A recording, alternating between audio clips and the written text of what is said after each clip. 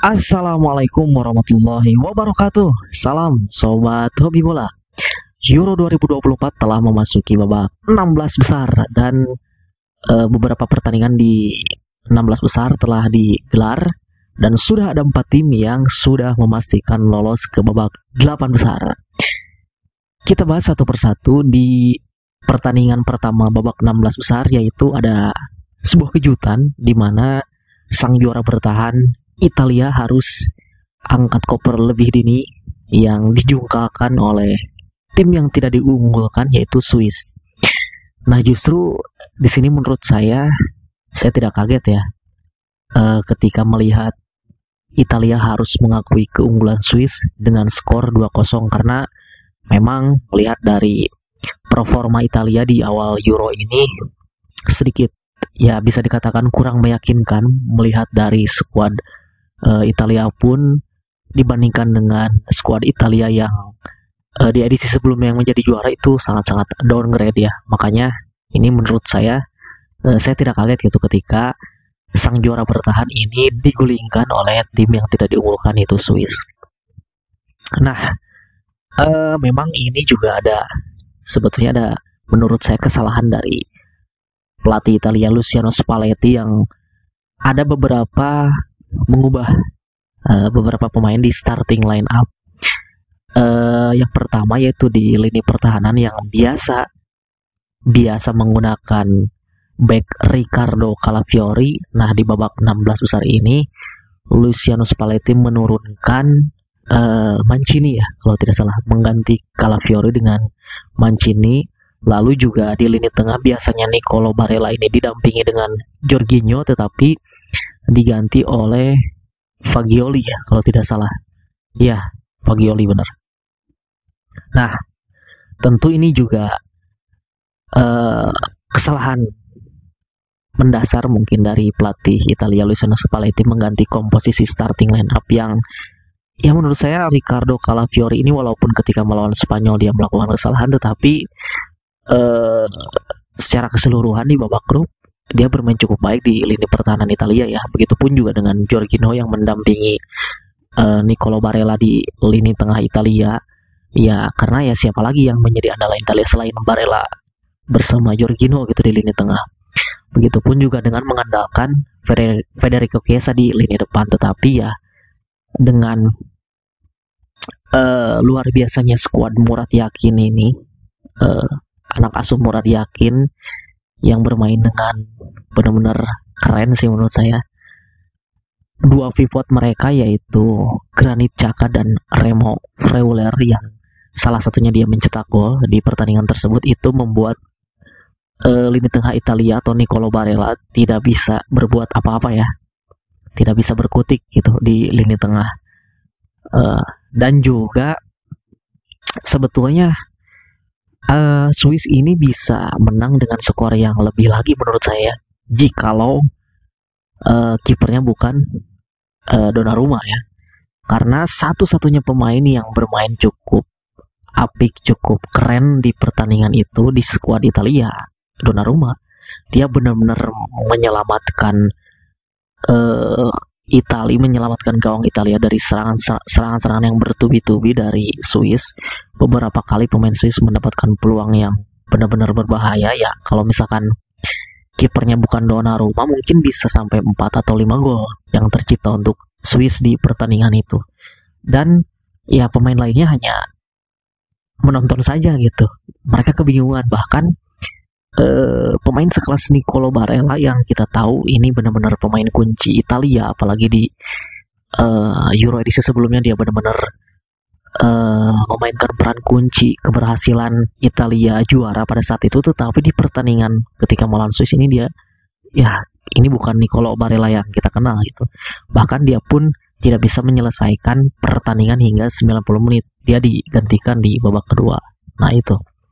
Dan tentu ini ada catatan menarik juga di pertandingan Swiss melawan Italia ini, di mana berarti dengan gugurnya sang juara bertahan ini tentu ada catatan unik ya, yaitu pada saat Spanyol menjuarai Euro 2012, Lalu mereka di Euro 2016 mereka kalah dari mana ya, saya lupa, Swiss juga kalau tidak salah di babak 16 besar. Lalu Portugal juara Euro di 2016, dan di 2020 mereka kalah juga di babak 16 besar oleh Belgia. Dan Italia juara bertahan 2020, di Euro 2024 mereka kalah juga di babak 16 besar oleh Swiss. Jadi 3 edisi terakhir Euro sang juara bertahannya selalu kalah di babak 16 besar ya, dalam 3 edisi terakhir. Lalu juga catatan menarik lainnya yaitu Swiss berturut-turut Euro 2020 dan 2024 ini lolos ke babak 16 besar gitu. Bahkan sekarang mereka berhasil lolos ke babak 8 besar ya. Kalau tidak salah sama juga ya, tahun sebelumnya lolos juga ke babak 8 besar mengalahkan Prancis di edisi sebelumnya ya. Nah, itu pertandingan yang pertama. Lalu pertandingan yang kedua ada tuan rumah Jerman yang berhasil mengalahkan Denmark dengan skor 2-0. Sebetulnya Denmark ini memberikan perlawanan yang cukup sengit juga. Mereka di babak pertama membuat Jerman kesulitan, sehingga sebenarnya Denmark ini di awal babak kedua mereka mencetak gol ya melalui Joachim Andersen, pemain bertahan mereka. Tetapi ternyata gol tersebut dianulir oleh VAR karena Thomas Delaney ini dianggap dalam posisi offside, padahal itu hanya ujung sepatunya atau ujung jarinya gitu. Yang memang ketika dilihat di VAR itu ya memang benar saja itu offside, tetapi benar-benar sangat tipis. Makanya itu yang membuat keputusan dari wasit Michael Oliver memutuskan bahwa itu dinyatakan offside walaupun hanya setitik. Ya memang karena ya sekarang dengan teknologi yang sangat mutakhir, ya sekecil apapun offside gitu ya, itu tetap offside. Tetapi ya mungkin itu juga menghilangkan dari sisi keindahan sepak bolanya gitu ya. Tetapi ya memang di pertandingan itu juga ada sedikit drama juga ya, dimana setelah tidak disahkannya gol Denmark, lalu Denmark mendapatkan petaka di mana mereka harus Jerman mendapatkan penalti gitu, dan mereka Denmark dihukum oleh tendangan penalti. Karena dilihat dari VAR juga pemain belakang dari Denmark ini menyentuh bola tangan dari pemain Denmark, dan setelah itu Jerman berhasil unggul, dan setelah unggul Jerman akhirnya bisa bermain lepas sehingga bisa menambah keunggulan menjadi 2-0. Nah, tentu ini jikalau golnya Denmark ini disahkan yang waktu di awal babak kedua itu, mungkin pertandingan bisa saja berubah ya, mungkin bisa menyulitkan Jerman juga ya. Tetapi ya itulah pertandingan, semua keputusan ada di wasit yang memimpin pertandingan ya. Jadi ya walaupun masih ada teknologi yang paling mutakhir saat ini yaitu VAR, video assistant referee, tetapi sebenarnya masih juga menimbulkan drama-drama yang terjadi gitu ya. Tidak sepenuhnya menghilangkan dari keindahan sepak bola itu. Jadi tetap ada dari sisi dramatisnya. Lalu yang ketiga yaitu ada Inggris. Inggris memang berhasil melaju ke babak 8 besar walaupun dengan susah payah. Mereka mengalahkan Slovakia dengan skor 2-1. Ya, mereka butuh hingga babak extra time untuk menyingkirkan Slovakia. Ya, jadi memang dari babak grup juga banyak yang bertanya-tanya kenapa, ada apa gitu dengan timnas Inggris ini. Apakah memang ya Gareth Southgate ini ya tidak punya game plan lain gitu. Pemain-pemain yang bisa dikatakan ya cukup untuk mengarungi Euro ini, banyak pemain bintang di dalamnya ya. Sekelas Southgate mungkin belum bisa mengendalikan atau belum bisa membuat sekumpulan para pemain bintang ini menjadi satu di dalam satu tim gitu. Bahkan ketika di starting line up itu ada perubahan. Yang tadinya biasanya Conor Gallagher mengisi di lini tengah digantikan oleh pemain muda asal Manchester United ya, Kobbie Mainoo. Nah, tetapi ya perubahan itu pun ya tidak membuat ada perubahan sama sekali. Maksudnya ekspektasi kita untuk melihat seorang Kobbie Mainoo di lini tengah pun ketika dipasang sebagai starting line up pun ya tidak menimbulkan banyak perubahan gitu. Bahkan mereka juga tidak bisa membongkar